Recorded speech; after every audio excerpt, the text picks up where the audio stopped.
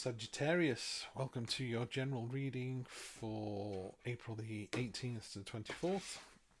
I've shuffled these already. I'm just moving around a little bit because the shuffling is just horrendous. They're really thick cards. So, Sagittarius, I think I'm getting about 30 views. So out of the billions of people on the planet, I'm actually reading for about 30 of you, which is really quite nice. Do check out the other readings because I'm Libra, Sun, Moon and Rising, but some people could be three different ones. So if you see something in here or you're not seeing anything that resonates, maybe you need to check out the Sun, Moon and Rising signs for something else. It is for next week. It is a general read, but let's get to it. And Sagittarius, let's see what the week holds for you. Page of Cups. Nurturing, carefree, gentle. So there's a nice gentle energy there, a lot of balance in there, it's a childlike energy, very innocent. Crossing that, I really like to see this. Three of Pentacles. One pentacle's dropping soil on the ground, one's doing seeds and one's doing water, and it's growing an oak tree, whose shade you'll never sit in, but that's great to see. That is all about, the greater good, working together and being better for it. It's also about talents being recognised, and indeed.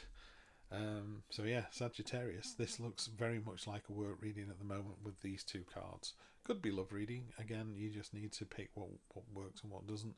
That hammer's smoking from all the work that you're giving it, and it's a real card of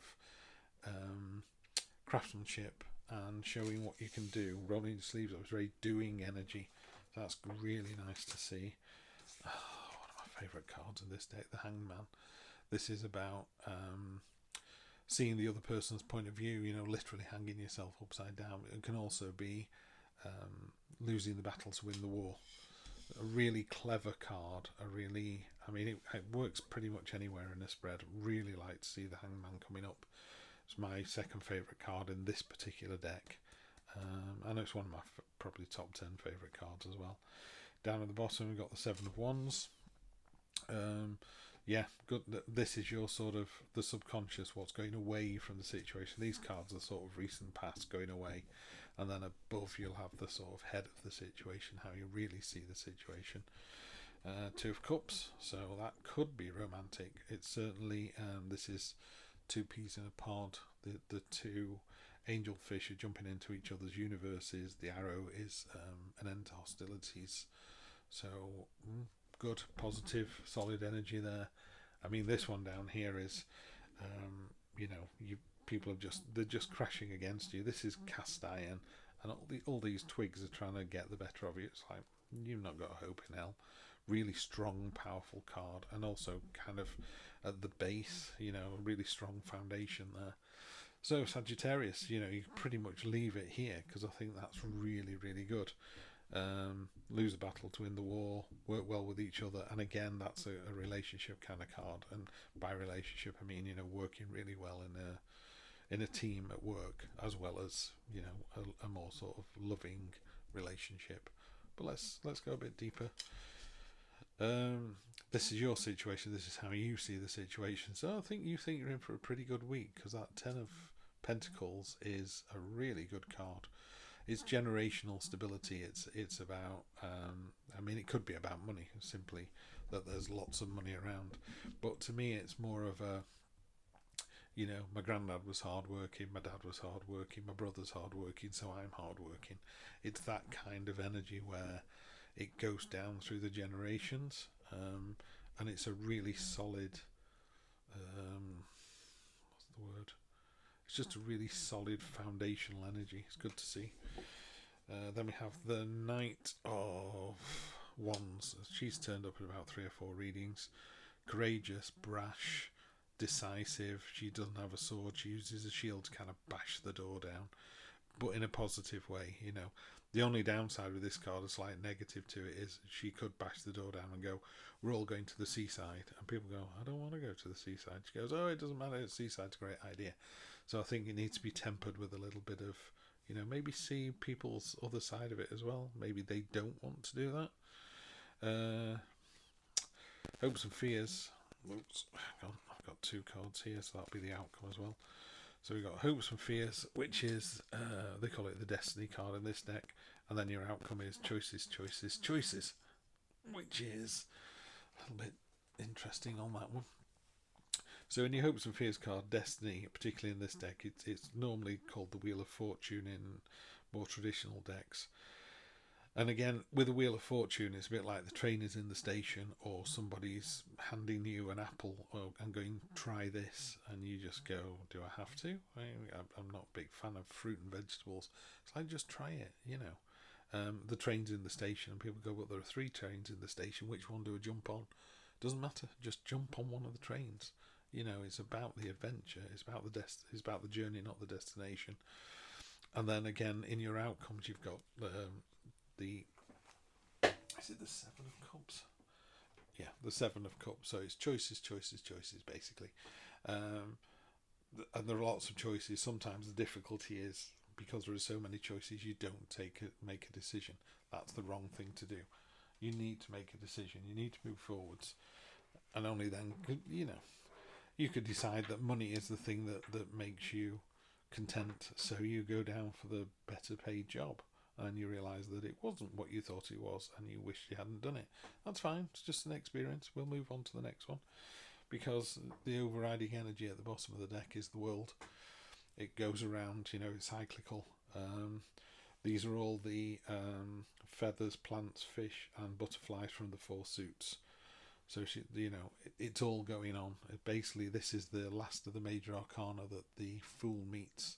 So basically, at the end of his journey, so he's met the Empress and the Hierophant and the Hanged Man and the Magician. He's met all these, and he's had relationships with the lovers, and he's faced death, and he's faced the Tower, and all these kind of cathartic things, and the moon, the sun, the star.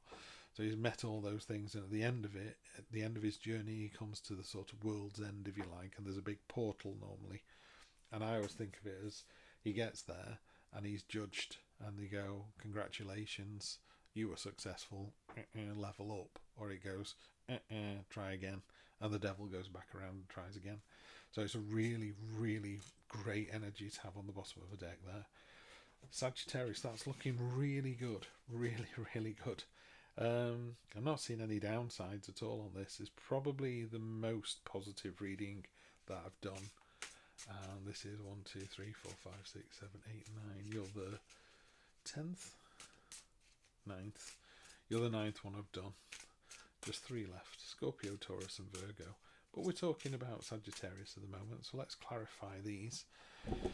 On top of the Page of Cups, that lovely childlike nurturing energy, we have Judgment, and Judgment is pointing at the Hanged Man.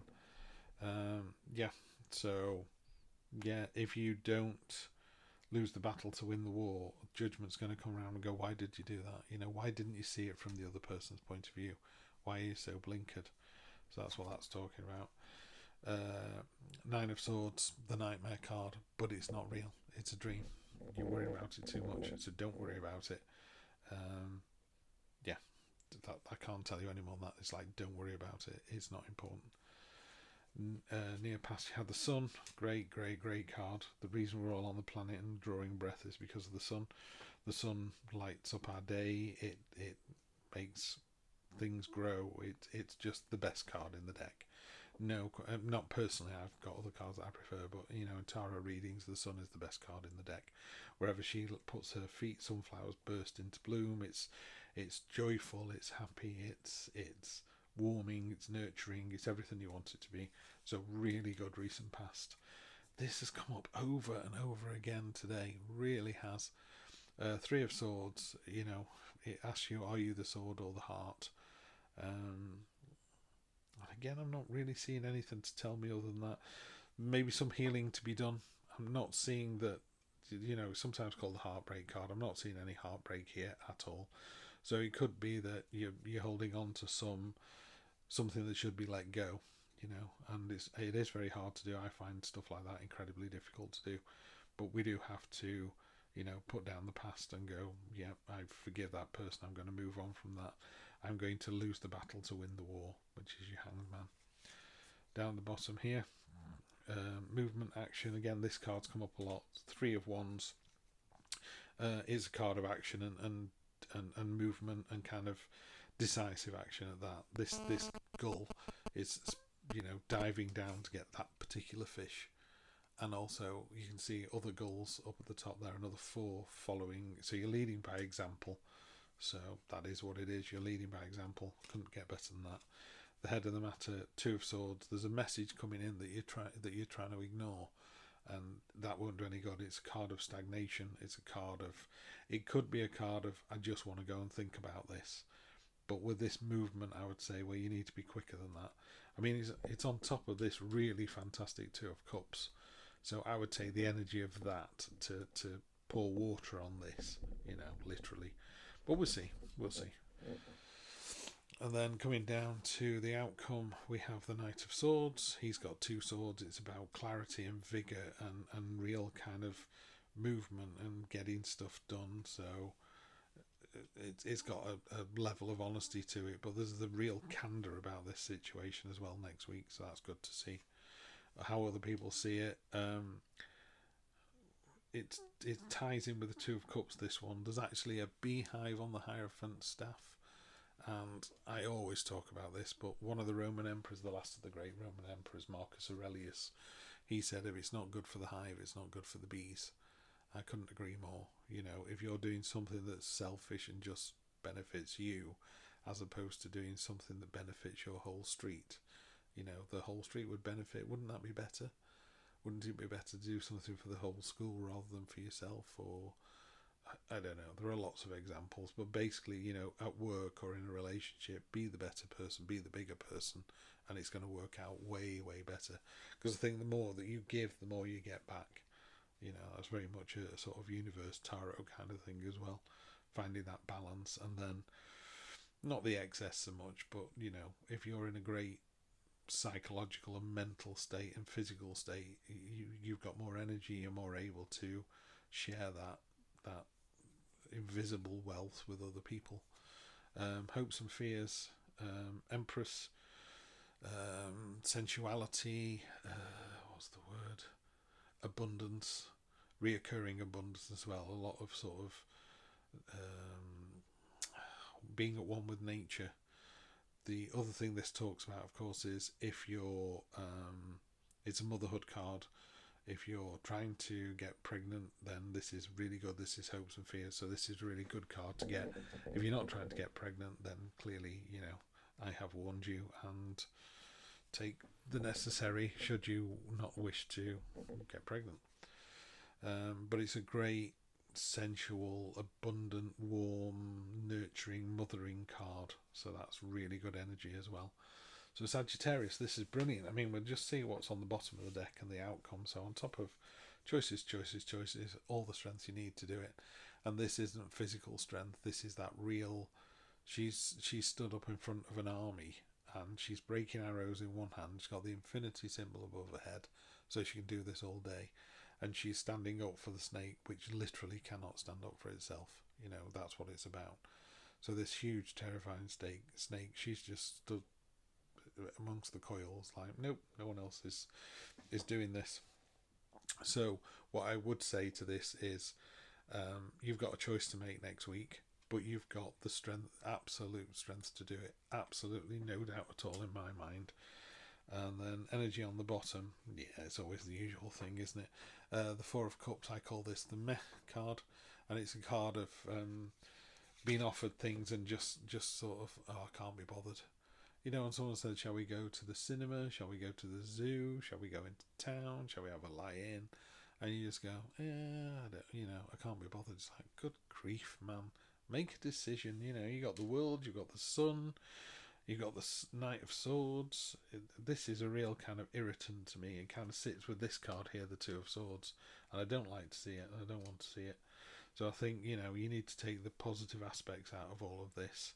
I always say to people, you know, you can get out of bed grumpy or you can get out of bed with a smile on your face. And I guarantee if you do that 2 days next week, try it as an exercise. Get out of bed and be miserable. The following day, get out of bed and be smiley and happy and see which one gave you the better day. You know the answer to that already.